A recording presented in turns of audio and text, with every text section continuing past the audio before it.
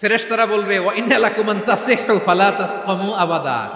এটা এমন জান্নাত চিরকাল সুস্থ থাকবা, কোনোদিন অসুস্থ হবে না। সুবহানাল্লাহ বলেন।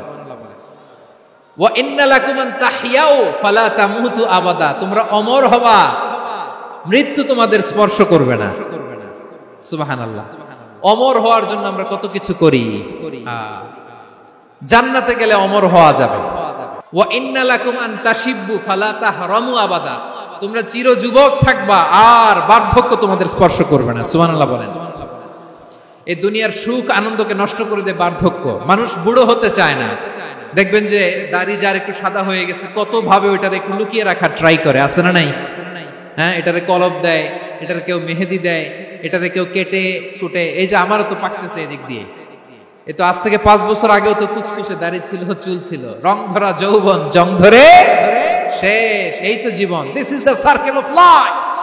এটাই লাইফ। এই যে পাকতেছে এইখানে, এইখানে পাকতেছে। This is life. তো মানুষ বুড়ো হতে চায় না। এখন দেখবেন যে অনেক শ্যাম্পু বের হয়েছে, শ্যাম্পু অ্যান্টি এজিং শ্যাম্পু। কি এজিং? Anti ageing. ক্রিম বের হয়েছে, ক্রিম অ্যান্টি এজিং ক্রিম। এটা বলে অ্যাট্রাকশন লাগায় আর কি, যে এটা মাখলে মানুষ আর বুড়ো হয় না, এই শ্যাম্পু দিলে মানুষ আর বুড়ো হয় না। ভারতের একজন ধনকুবের আছে, নাম শুনেছেন না? মুকেশ আম্বানি। ওনার স্ত্রী নীতা আম্বানি, আমি একটা নিউজে দেখলাম যে তিনি গোল্ড ওয়াটার খেয়েছেন। 1 বোতল গোল্ড ওয়াটারের দাম মোস্ট লাইকলি $60,000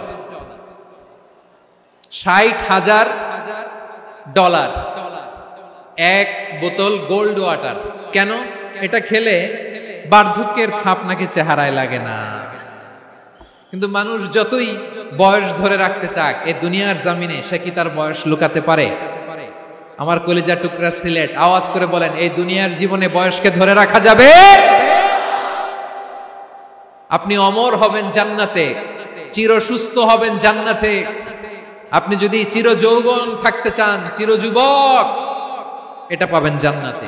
এভাবে বিশ্বনবী উম্মতের সামনে জান্নাতকে চিত্রায়িত করেছেন, পোর্ট্রে করেছেন। এজন্য বিশ্বনবীর বৈশিষ্ট্য দিয়েছেন আল্লাহ তাআলা মুবাশশিরাম বিল জান্নাহ। নবী হে, আপনি জান্নাতের সুসংবাদদাতা। আওয়াজ করে পড়তে হবে আল্লাহু আকবার। এজন্য আল্লাহ বলেন, ইয়া আইয়ুহান নাবিয়্যু ইন্না আরসালনাকা শাহিদা। ও নবী, আপনারে আমি সাক্ষ্যদাতা করে পাঠালাম, সাক্ষ্যদাতা করে পাঠালাম।